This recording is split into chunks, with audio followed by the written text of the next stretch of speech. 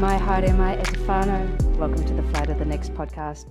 I'm Holly on Gadigal land in Sydney, as is Danny, and in Tamaki Makaurau, Auckland, we have Erin. We will start with the men today. They played on Sunday at home. It was the 12th on the table. We, I think, had a slightly deeper line than we usually have had. We had James and Hughes back, which I think also helped defensively. 8th minute was quite disappointing. Josh has done something really bad to his ankle. I don't know if it's been there's been an update from the club yet, but he was on the moon boot basically, leaving Eamon McCarron with an A-League Men debut. How good. He did really well, I think, especially to be thrown in the 8th minute. Like, all of a sudden, there you go, mate. Like, you know, you got to go and play in this game. But he apparently wasn't really thinking anything, as per his post-match presser, just very much like, I'm not thinking anything, I'm just going and I'm playing the game, which is great. Great mentality to have. 36th minute, Nagasawa picks up a ball in the midfield. Mariners have just misplaced it slightly, and Nagasawa drives 10 metres forward, slips in a ball to Piper. I thought Piper was going to scuff that. However, he has managed to put that into the back of the net. So that's the 36th minute. Welcome, Denise. You're going to have to listen to us talk about the men first. 50th minute. So this was right before the halftime whistle. Unfortunately, we went into the sheds at 1-1. DiPizio played the shot. It was saved. McCarron doesn't quite push it far enough away. Kind of parries it into the path of Sabit Nyor, who just taps it home at a tight angle. The second half was a lot better. We had a handball in the box in the 48th minute. So the 50th, by the time James took the penalty, scored a goal. Nice, solid penalty. Interesting to see he took it out of the hands of Ramin Aljareen, who I believe scored our last penalty. Second minute, just bang, so soon afterwards. Carlo Omiento, ball comes forward. Piper plays this really like across the face of the goal ball that Redmayne doesn't get to. Nobody gets to but Carlo Omiento, and he just slots it in for a 3-1 win. I feel like Redmayne was their hero the first time we played them and we got the 1-1 draw. He had 7 saves that time. This time only 4. So we are now 7th. Danny, would you like to start on your analysis on the men actually winning a game? It's always good winning a game, right? And we're mid-table, so we're obviously quite good. It was sort of interesting. I didn't think we particularly played any better this week than we did last week. It was just the opposite scoreline. We did to Central Coast what Newcastle did to us. It was 2 reasonably average teams playing. One team had a slightly better defence and one team had a slightly more clinical attack. This week we were the slightly more clinical attack, and I think our defence was just a little bit stronger from last week. Apart from that, I don't think we necessarily played that much better. So it's interesting to see how much the result, how important it is in terms of the way you feel about a match afterwards. Last week we were all doom and gloom, even though I thought we played probably our best attacking football of the season, but we let 3 soft goals in. This week we played some decent attacking football as well, and we only let 1 soft goal in. So, hey, happy days. That's all good. I think having the more experienced guys back in defence had definitely made a difference. We just looked a little bit more solid. And as you say, I think we played a little bit deeper, and I'm not completely sure if that was from the start or just after Josh got injured. It was quite clear how much they didn't want to pass the ball back to McCarron. They were going out of their way to clear it, scoop it out for a corner, out for a throw-in. James nearly dislocated his neck, desperately trying not to head the ball back to McCarron, but to get it out off the pitch as well. Now, whether that's they're protecting an 18-year-old in his debut, which would make sense, or maybe they don't think he's that good with the ball at his feet, I don't know. Either way, it seemed to work, and I think we were sitting back a bit closer just to give him that bit of protection, which, again, against Central Coast, who weren't particularly good going forward, that didn't seem to bother us, and we still managed to have some attacking up front. So I think, again, we looked good going forward. The Eze-Piper combination at the top must be a nightmare for defenders to play against, because they just battle and hustle and get flicks and just make a real nuisance of themselves. And then the high line, which always gets blamed when we let a goal in, was the same high line made us score that goal. So that first goal we scored, that was purely high line. That was the hustle, the high press. Rufer was up at basically the right wing position. Hustles them much so they put a clumsy ball through the centre. Nagasawa gets it, can drive forward, puts a lovely ball through to Piper, who scores. It looked a bit messy, but actually it was quite a good finish from him. So the high line gets us goals as well as gives goals away. So I think we have to give it credit when it does work. And then in the second half, Central Coast just couldn't really do anything. We got the goal, we got the penalty, we kept going forward a little bit, we got the goal, and then we sat back probably for the last 20 minutes, as we're prone to do. This time, probably on purpose. Often it's because of exhaustion, I think. We run around an awful lot. But Central Coast didn't really have anything to touch it with. They're not a particularly great side. We should have beaten them previously. This time we did. And yeah, it just shows how even that league is, that we are actually seventh. And we're only a couple of points off fourth, something like that. So, a couple of results had gone our way earlier in the season. We'll probably be talking about Chief is back. He's back. We're going to win the league again. I don't think that would have been a correct interpretation of the season so far, but anything can happen from here on in. I'm going to be honest, I went to go and watch Zootopia 2 instead of watching this game live. And the movie was really good, so I'm really happy I did. But I managed to see the score right before the movie started when it was 1-0 with Piper's goal. And I was just like, turned off my phone. I was like, okay, I have no idea what's going to happen when I turn this back on. And so I was really happy to see that, we actually finally got a win. And yeah, win at home. So it's good for the fans and it's kind of good for the momentum. And now we're sitting at 7th, which is a massive jump from last place. So the league's still close. And yeah, it's some exciting football to come. But yeah, I've been really impressed now that Corbin Piper's been back in the starting lineup. I think there's a huge difference when he's on the pitch with Eze, and it's just the hustle and the grind that we've kind of lacked in the last couple of seasons. And they'll be chasing everything, and they'll be putting pressure on regardless of where they are on the pitch, which is a nightmare for anyone in the back line. And you kind of have Rufer there who does the same thing in the middle of the park. So if you hold on to the ball too long, then you're probably going to lose it, which is a good thing for us to have. Yes, can't say much of the game. I only watched the highlights, so I really only saw the goals. But super happy to get the win. And I've been quite impressed so far this season with Nagasawa as well. I think he's kind of become a little bit more comfortable in his role in the team as well. He's at 3 assists already for the season, and he was at 3 assists by the end of last season. So I think he's already showing his worth, and I think I've been pretty critical of him in the past, but I'm been super impressed with how he's been performing now. And if he keeps getting through with those assists, then I think he's good to have on the park. You certainly what I like about the season, which is different from the last 2 seasons, is that we've got more than one goal scorer, I think.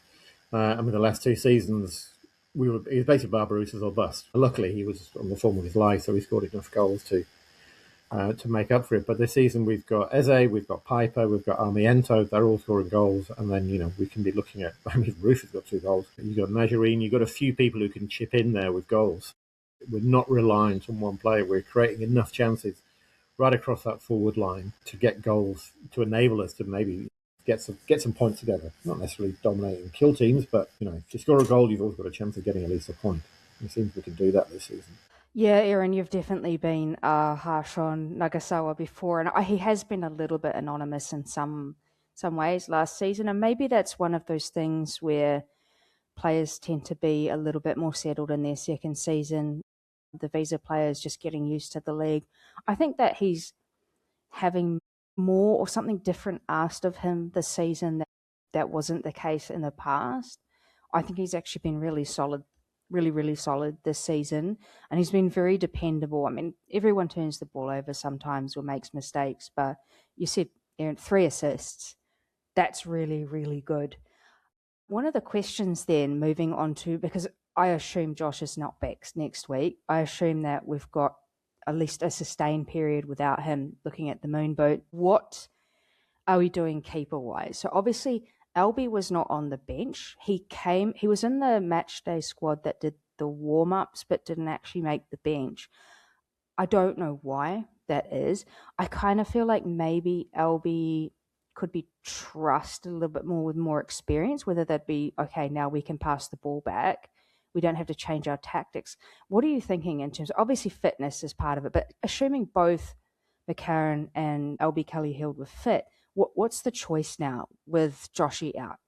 It seems that Chiefy just thinks McCarron's a better keeper at this stage. I don't think it's a fitness thing, because as you say, Kelly Heald has played, I think, about 6 or 7 NPL games. So McCarron's in the squad, and I think he's probably in there by merit. So I don't know. It seems a little bit strange to us because we've seen Kelly Heald, we've seen him play in the A-League. We know he's capable of doing that. And so to bring in an 18-year-old who we don't know if he's capable of doing that seems a bit of a gamble. But then we don't know how well Kelly Heald's recovered from his dislocated shoulder. He may not be on top form yet in fitness and in match fitness as well. So McCarron's in there.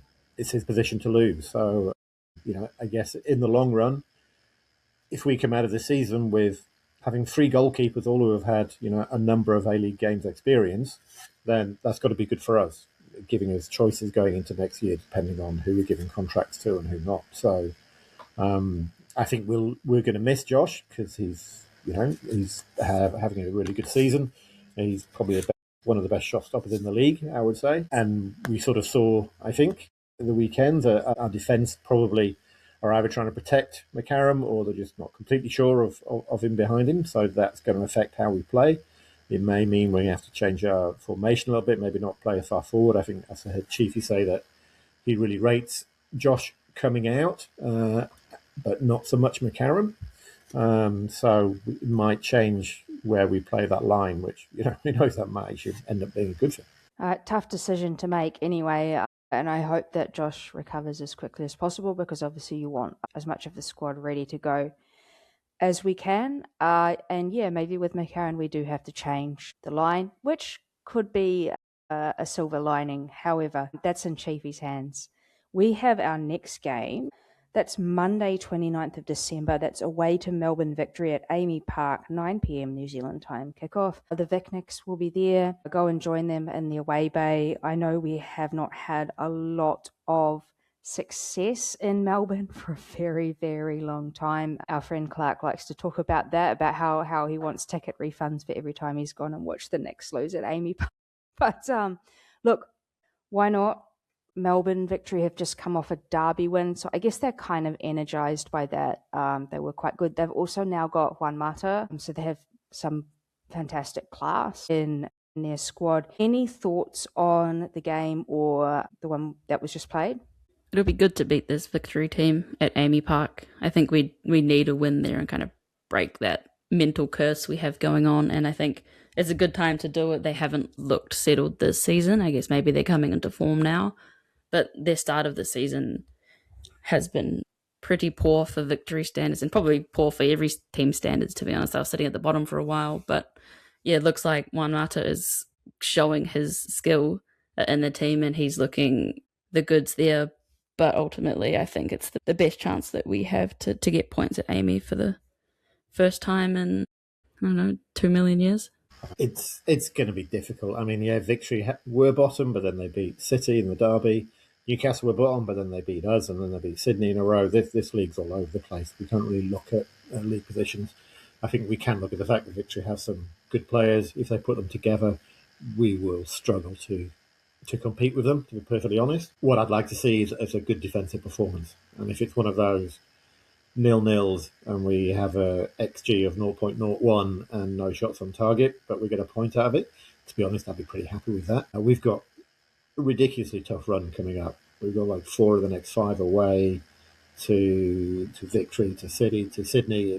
It's brutal. We could potentially come out of it with no points and rock bottom and no confidence. So a draw to start that big run off, I think, would be nice. I don't think we're incapable of it because Victory aren't super hot this year, but it will be tough. But that's what I'm hoping for. I'm not really hoping for anything more than that. All right, well, tune in if you can, and even better if you are in Melbourne, come to the game. We will move on to the women now, who had a fantastic match at home at Porirua Park, the Fortress, against Sydney FC. I know Sydney haven't been doing that well in the last couple of seasons, but they're always good for a solid performance. Not this time. 3rd minute, Vlok plays a shot onto the post and Manaya just taps it in. 13th minute, Nunn cross to the back post, Samba with a strong header. 36th minute, Jale, there's a bit of a goalmouth scramble off a Vlok corner and Jale just smashes it in. 54th minute, Jale again. That was our 100th goal, by the way. That goal, Jale scoring our 101st in the 54th minute. A header at the back post from an Emma Main corner. 69th minute, Samba for her brace. Very tight angle from very wide. 80th minute, Wall puts in a cross and Tumeth just touches it into the back of the net. 80th minute, another own goal. Leon plays in a cross and kind of looked at the goalkeeper, but I think it was actually Sarah Hunter. In the end, full time 7-0, shots 22-8, on target 11-1, XG 4.25 to 0.53.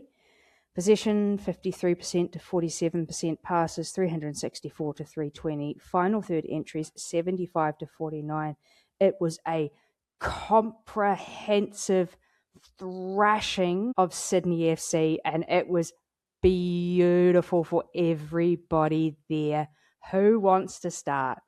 Oh, it was so nice to be on the other side of a thrashing. If you're a New Zealand football fan, sometimes you just like, no, not again, not another thrashing. It was so great to crush those souls. So good. To put it seriously though, it was a complete game. The women have played some quality matches, but this one was complete. They had the defense, they had the pressure, they had the execution of passes that were spot on, and then they finished them. That was so nice just to see how many shots attempted, something like 22. It was just so great to see those firing at the net and hitting the wood. It hit the wood 3 times. So good. I mean, you have to like get the ball there to do it. And, a lot of people had a lot of chances. It really could have been like over 10-0 if you add the other chances that they really should have nailed. But it was a thing of beauty. I think the fans needed that.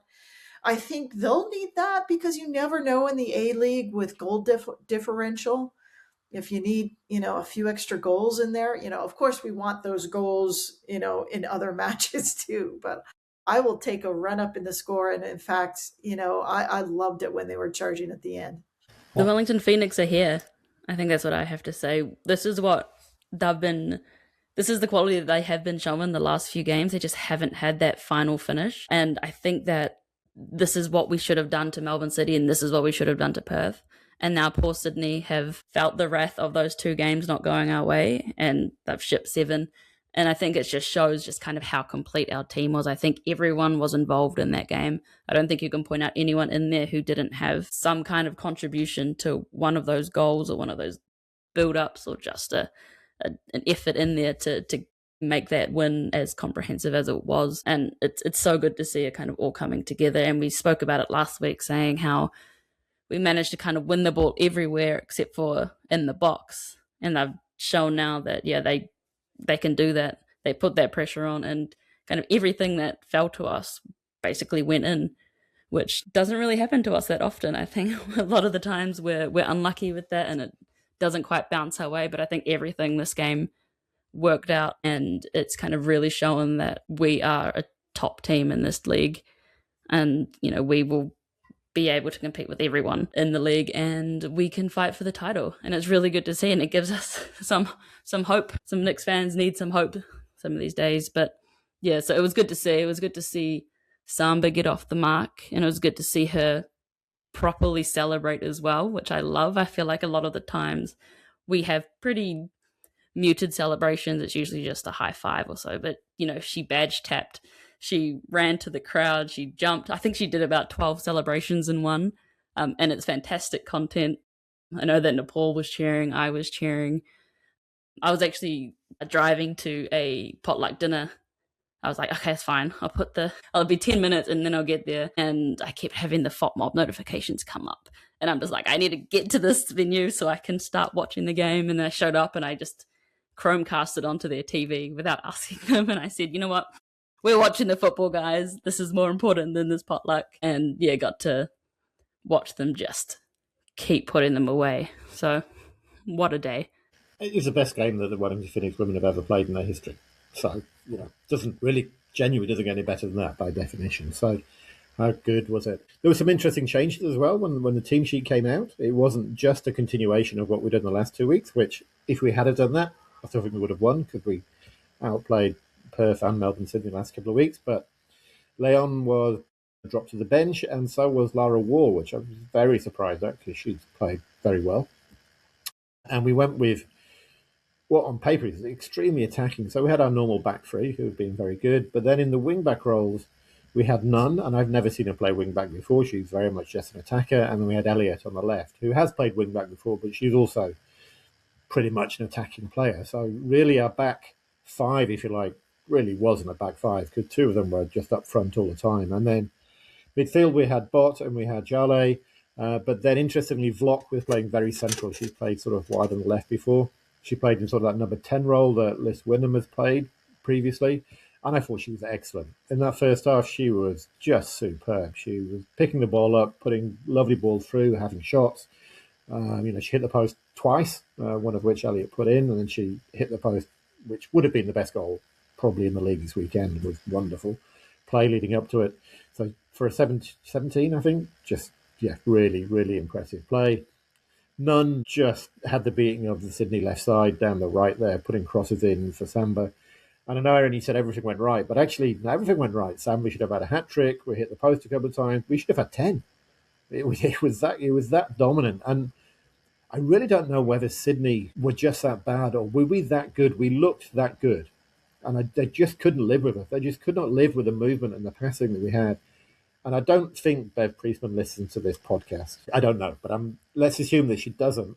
But last week we talked about the fact that we hadn't scored goals from goal mass scrambles, and we did.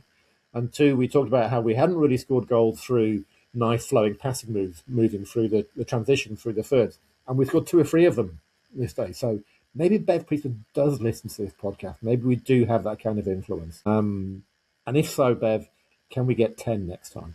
I did see the Sydney coach say that, not using it as an excuse, but they've had a bit of issues with travelling and I think workload as well. One of their centre backs, I think, is like 14 years old. And so they have to limit the minutes she plays. Willa Pearson, I think she's really young. So they can't really travel with her. I don't think she travelled because of just the workload that she's been put under. So he said that was one of the reasons. And they also just played poorly. But yeah, I don't think that was the usual Sydney squad, but he said that he's happy with his squad and he doesn't think that he needs to bring in any new players. I think one of the question marks for a lot of people watching is having Tiana Robertson, who's clearly like a talented keeper but is very short. And that makes it a challenge. And she still put up some good saves, and I don't know. Sydney's had a whole, it feels like they've had 20 goalkeepers in the last couple of seasons.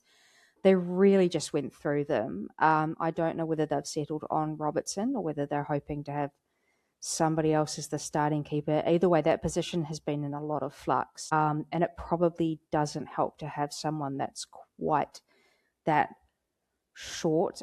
Player of the match for us was Grace Jale. Could have easily gone to Samba. We were leaving it until the very last minute to decide because we were like, well, if either of one of them score another goal, then it's definitely them, right? But honestly, like the foot mob score for all of them was like, every player was like 7, and except for like maybe Vic Essen, who barely did anything. So how do you earn a good score on foot mob for what those scores are worth? Yeah, just a complete team performance and fixing up those problems that we've had, like even as lowly podcasters, we've been able to identify, like not getting to the ball first. Huge difference, very attacking. Bev ball is starting to click. It'll be interesting to see who we still get in the window. But as we're playing right now, mate, we're cooking. It's very funny because we're talking about the women's game second, right? But it was actually the game that happened first.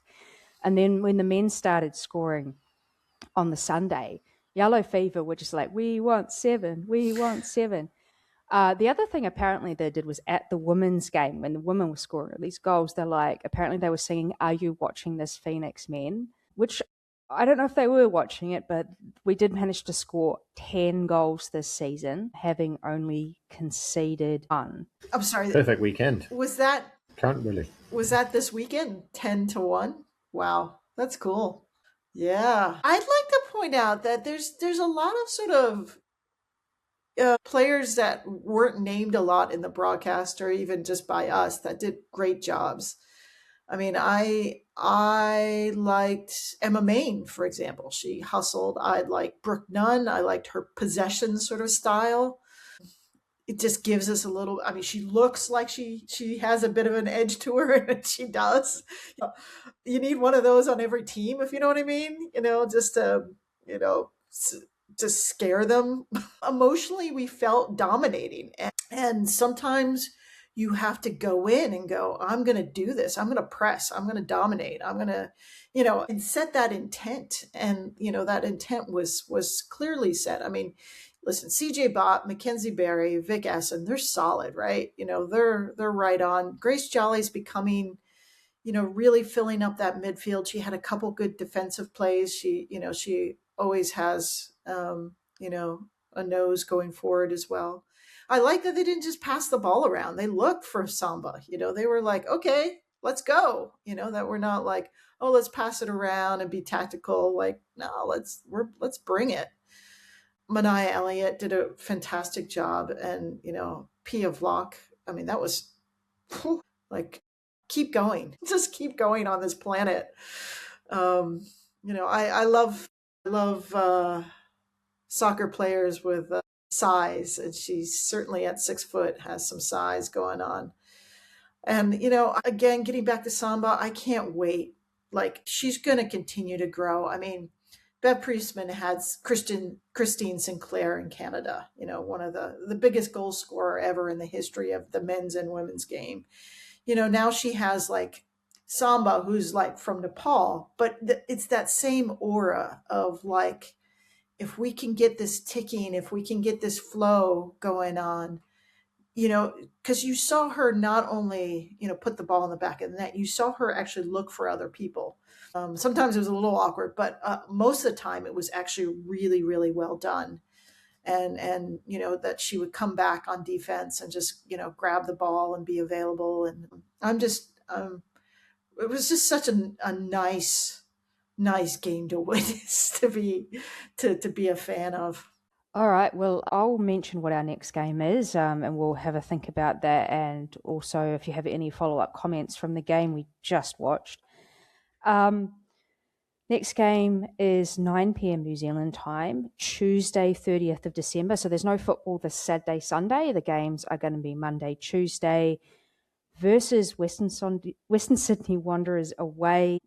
Tuesday, 30th of December. Come and join us, 7 p.m. AEDT, Wanderers Football Park. Oh my God, I can't say any words right now.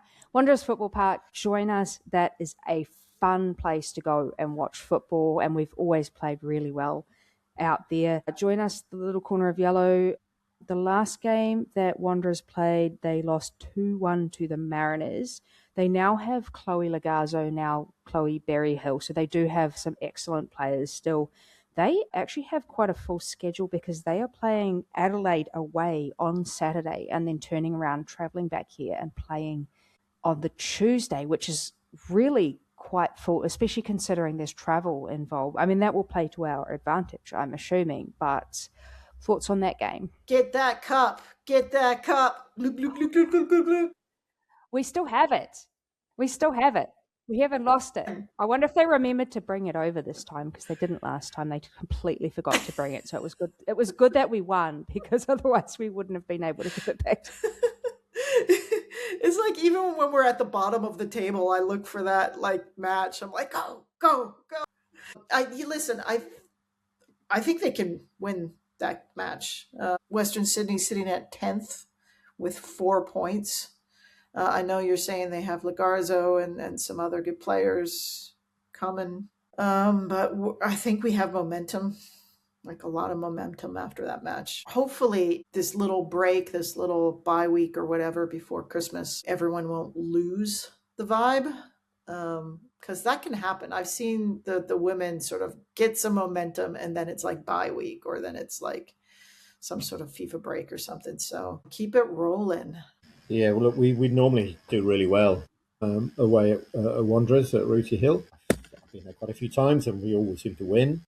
And Wanderers don't seem to be much stronger this season than they have been. So, I think I'd be very surprised if we don't win. It's not often I say that, but we're now at a stage where if we don't get 5 goals, I'm going to be pretty disappointed. We're doing nothing bad. It's ridiculous to have those expectations, but there is no reason why we can't do what we did against Sydney again against Wanderers. If they play the way they did there, or even we're going to score goals. Our defence has been strong right through the season, so I'm not worried about those. Ellie Walker, I think, is one of those players you mentioned, Denise, who isn't mentioned much in commentary because she just gets herself in a position where she never has to be mentioned because she's such a good defender. And she gets in a position so she just always wins the ball without having to make a tackle. Stephen Taylor was for the men. Just so experienced, just reads the game so well, just snuffs out any problems before they even happen just by where she stands and where she goes for the ball. So defensively, I can't see the Wanderers hurting us too much, and then up front, Sam is going to score again, right? So 3 points, New Year's.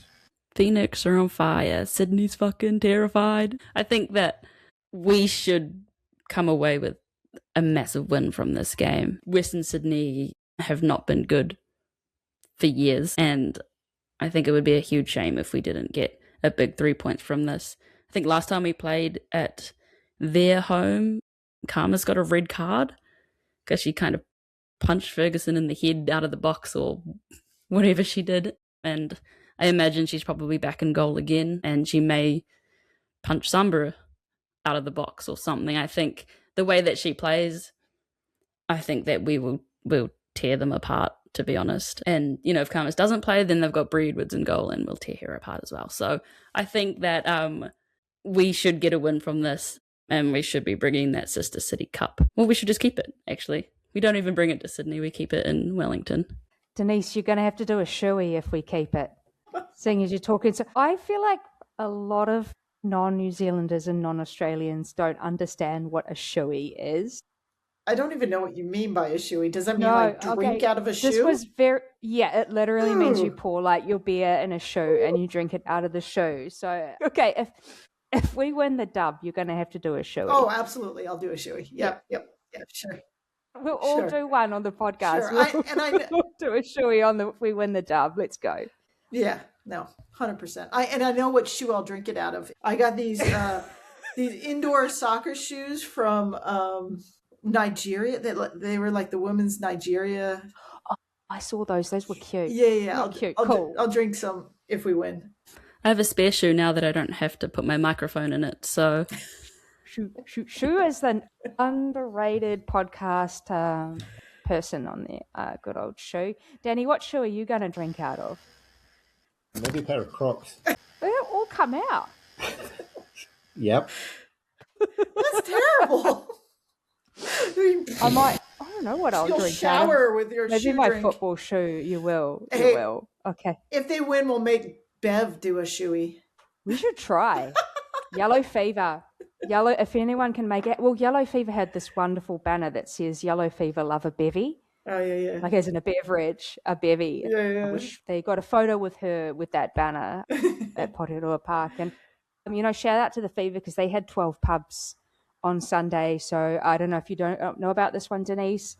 It's called the 12 Pubs of Lockheed. It's the game that's just before Christmas, usually the men's game. Yeah.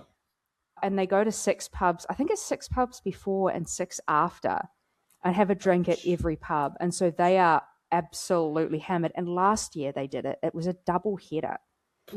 So they had to stretch out the day. Good on them. I hope that they woke up and their heads were not pounding out of, their brains were just pounding out of their heads. I don't know how they do it, but good on the Fever. And they were in full voice both games. Yeah. So look forward to Vic next being in full voice and Little Corner of Yellow being. Their pale bodies swinging their shirts around. Shirts off. So you got to come to more games, man. You got to make the trek down. You can get in on the shirts off at the 80th minute. Got to be winning though, but there should be more of that this season. Yeah, let's hope. All right. Thanks for joining us. Have a merry and restful Christmas or whatever it is that you celebrate, or whatever it is that you spend time with, or whoever it is that you spend time with during this festive period. Thanks for joining us.